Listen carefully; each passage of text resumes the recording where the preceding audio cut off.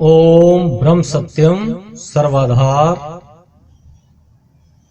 ग्रंथ श्री समता विलास से 12वां उपदेश देवी देवताओं और ग्रहों की पूजा का सिद्धांत। वचन नंबर 1। पूजा के मानी यह है कि किसी भी प्रभुता की आराधना करना जिसकी पूजा से कामना और कल्पना पैदा होवे वह नाकिस पूजा है, यानी हानिकारक पूजा है। जिसकी पूजा से वहम, भय और लोभ पैदा होवे वह भी पूजा नाकिस है। जिसकी पूजा से मान, छल और चतुराई पैदा होवे वह पूजा भी हानिकारक है। जिसकी पूजा से ईर्ष्या, वाद और ममता पैदा होवे वह पूजा भी हानिकारक है। जिसकी पूजा से शोक, गुस्सा और गुमान यानी गर्व पैदा होवे वह पूजा भी हानिकारक है। जिसकी पूजा से स्वार्थ और मोह पैदा होवे वह पूजा भी हानिकारक है। जिसकी पूजा से द्वंद्व, भ्रम बढ़ता है वह पूजा भी हानिकारक है।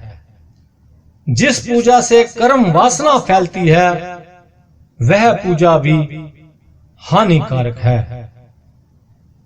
जो पूजा मुकर्रर यानी निश्चित स्थान के बगैर नहीं हो सकती वह भी नाकिस यानी अपूर्ण पूजा है। जिसकी पूजा से लोक परलोक का भ्रम बना रहता है वह भी हानिकारक है। जिस पूजा से मन, बुद्धि और कर्म में तब्दीली बनी रहती है यानी एक भाव नहीं होता वह पूजा भी हानिकारक है। देवी देवताओं और ग्रहों की पूजा इन विकारों से निजात यानी मुक्ति नहीं दे सकती, क्योंकि इन तुच्छ पूजाओं से तृष्णा रूपी विकार नाश नहीं होता। जीव की कल्याण की खातिर पूजा दरकार यानी वांछित है। जिस पूजा से बजाय कल्याण के इतने विकार पैदा हो जाएं, वह पूजा नहीं बल्कि अंधकार परस्ती है। जो चीज खुद मजबूर है उसकी पूजा सच्ची शांति नहीं दे सकती है। जो चीज खुद बनी और बिगड़ी है उसकी पूजा परमानंद नहीं दे सकती। जो चीज अपने स्वभाव की मोहताज यानी अधीन है उसकी पूजा आनंद के देने वाली नहीं है। अनेक तरीका की भावना रखकर अनेक देवी देवताओं, ग्रहों की पूजा करनी सख्त जहालत और विकार के देने वाली है। पर रब्द कर्म को कोई शक्ति बदलने वाली नहीं है। इस वास्ते कर्मों के अनुसार दुख सुख जरूरी मिलता है। कोई रक्षा यानी रक्षा नहीं कर सकता। इस वास्ते ईश्वर शक्ति का भरोसा छोड़कर इन वहमों का भरोसा रखना कभी भी सुखदायी नहीं हो सकता। अपने कर्मों अनुसार जीव आवागमन में फिरता है। कोई देवी देवता और ग्रह इस चक्कर से छुड़ा नहीं सकता। इस वास्ते इनकी प्रस्थित सब दुखदाई और वहम के देने वाली है। लाख पूजा की जावे, ग्रहों का असर मिट नहीं सकता, क्योंकि वह भी मजबूरी में विचर रहे हैं। जो चीज स्वभाव रखती है वह कभी भी नहीं छोड़ती, क्योंकि उसकी जिंदगी वह ही है। मसलन यानी उदाहरणतः आग का काम जलाना, पानी का काम बहाना, वायु का काम सुखाना, सूरज का तपिश देना। बताओ, इनकी पूजा करने से यह अपना स्वभाव छोड़ देंगे?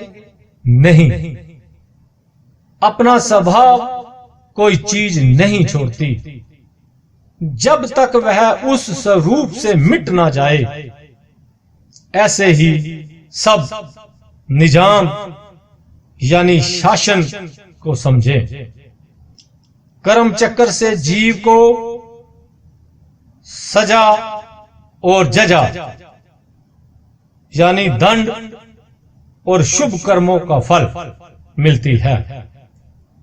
देवी देवता क्या कर सकते हैं?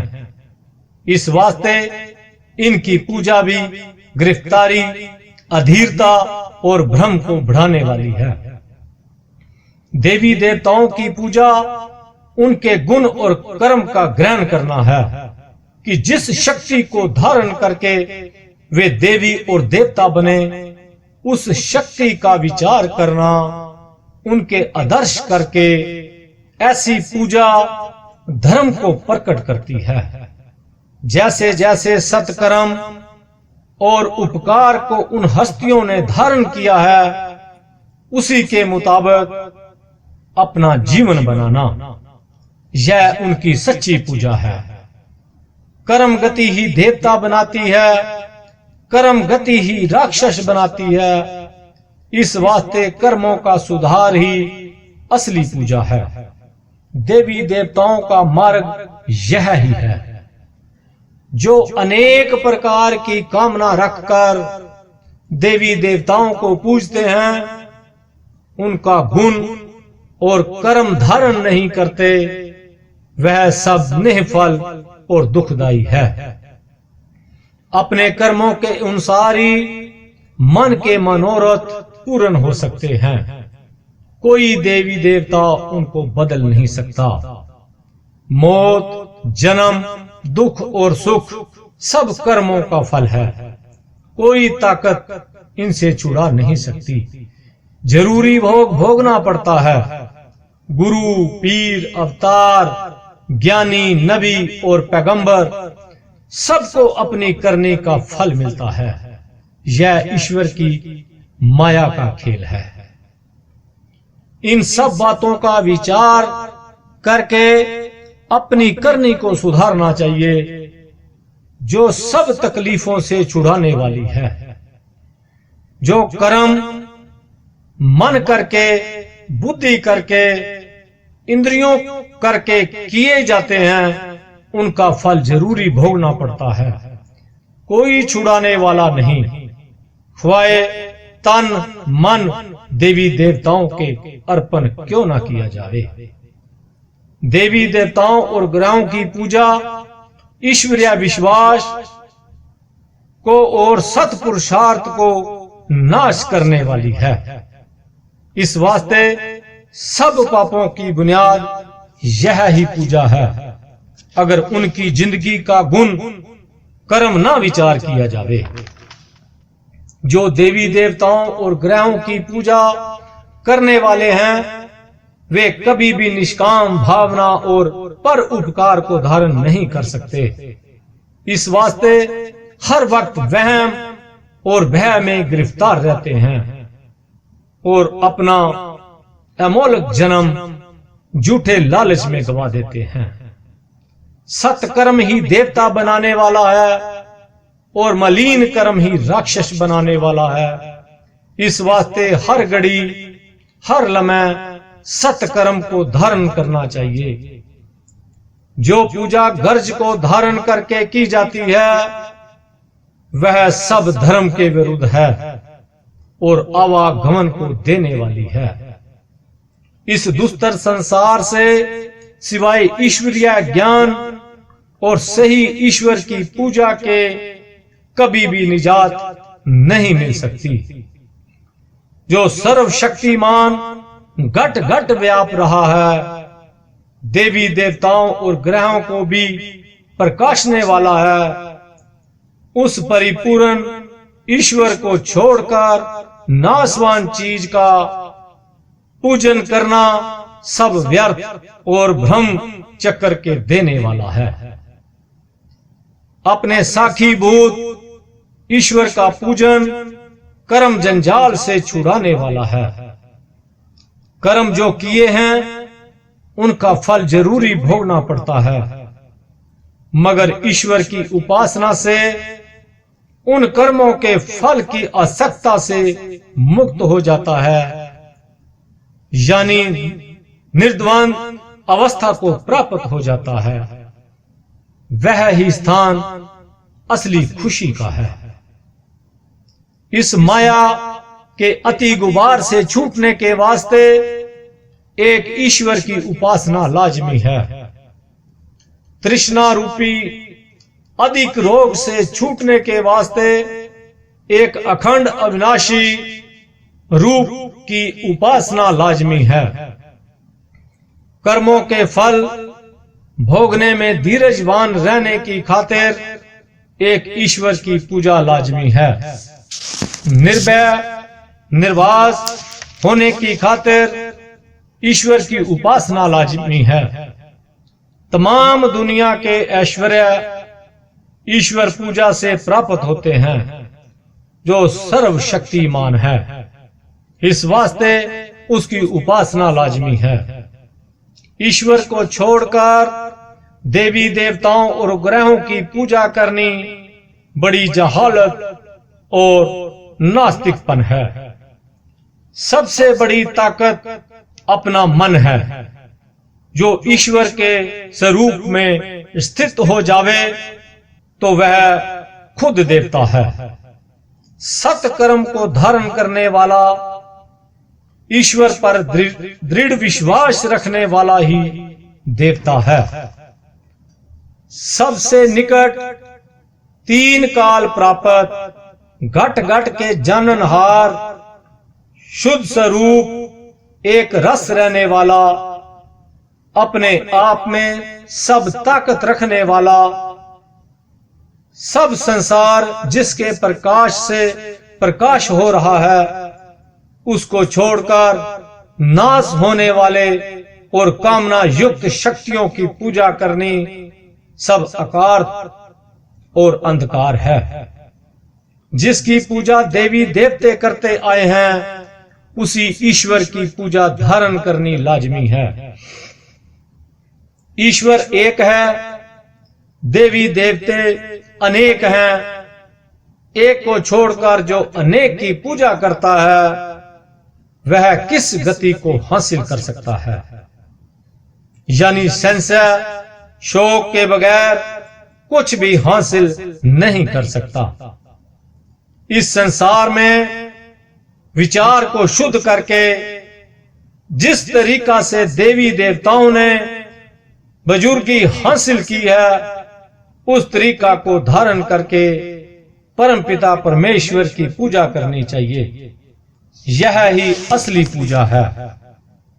हर घड़ी दुख में या सुख में ईश्वर की पूजा और उसकी आज्ञा पालन करनी चाहिए। ईश्वर की भक्ति से सब देवी देवते अधीन हो जाते हैं। इस वास्ते परम शक्ति नारायण शब्द स्वरूप सर्वव्यापक का सिमरन, ध्यान, कीर्तन, उपासना, विचार करना चाहिए। उसी के निमित्त दान करना चाहिए। यह ही असली पूजा है और कल्याण का मार्ग है। ईश्वर की महिमा के बगैर किसी शक्ति का निश्चय धारण नहीं करना चाहिए। देवी देवताओं के अंदर भी ईश्वर का चमत्कार है। ईश्वर ही पूजने योग और सर्व सुखदाता है। ईश्वर विश्वास, ईश्वर उपासना से जीव परम शांति को प्राप्त होता है। अवतार, सिद्ध, रखीशर, गुरु, पीर, नबी, रसूल सब उस परम शक्ति को सिमरते आए हैं और लोगों को भी उसकी महिमा का उपदेश देते आए हैं। मगर बाद में फरेबी लोगों ने ईश्वरीय पूजा और महिमा को गुप्त करके ईश्वर के पूजने वालों की प्रस्तुति यानी पूजा करानी शुरू कर दी, जिससे उनकी पेट पूजा और जरूरत फसानी यानी इंद्रियों के भोग पूर्ण होने लगी। एक जीवन स्वरूप सर्वप्रकाशक शक्ति परमात्मा को छोड़कर अनेक देवी देवताओं की पूजा ने अति खुदगर्जी, ईर्ष्या, छल को प्रकट कर दिया है, जिससे सब जीव अति क्लेशवंत हो रहे हैं। अपनी सही अकल से, सही कोशिश से, सही विचार से एक ईश्वर का विश्वास होना चाहिए, उसी का सिमरन ध्यान करना चाहिए, सब दुनिया में उसी का प्रकाश देखना चाहिए। ऐसी धारणा ही असली पूजा है और आनंद के देने वाली है और देवी देवता बनाने वाली है। हर वक्त ईश्वर विश्वास और लोक सेवा को धारण करना चाहिए। यह ही परम धर्म, परम पूजा, परम योग और परम सिद्धि है। इसके सिवा सब छल और कपट हैं। शुद्ध बुद्धि करके विचार करना चाहिए।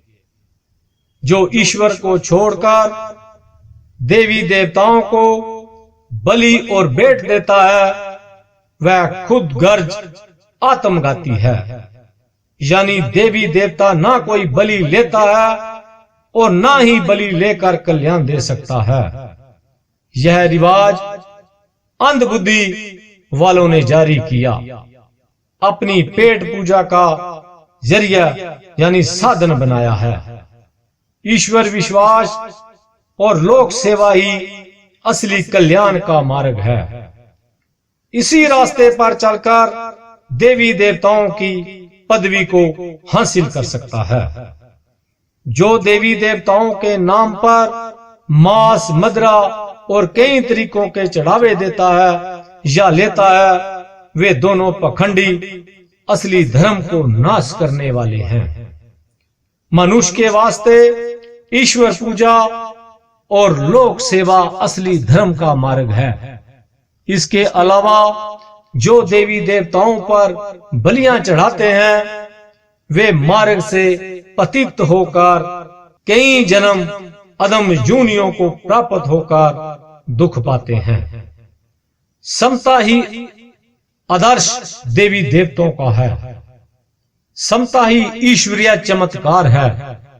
इस वास्ते देवी देवताओं का जीवन विचार करके समता प्राप्ति की कोशिश करनी चाहिए, जो नित्य प्रकाश अनंत स्वरूप है। यह ही साधन असली धर्म है। ओम ब्रह्म सत्यम सर्वधार।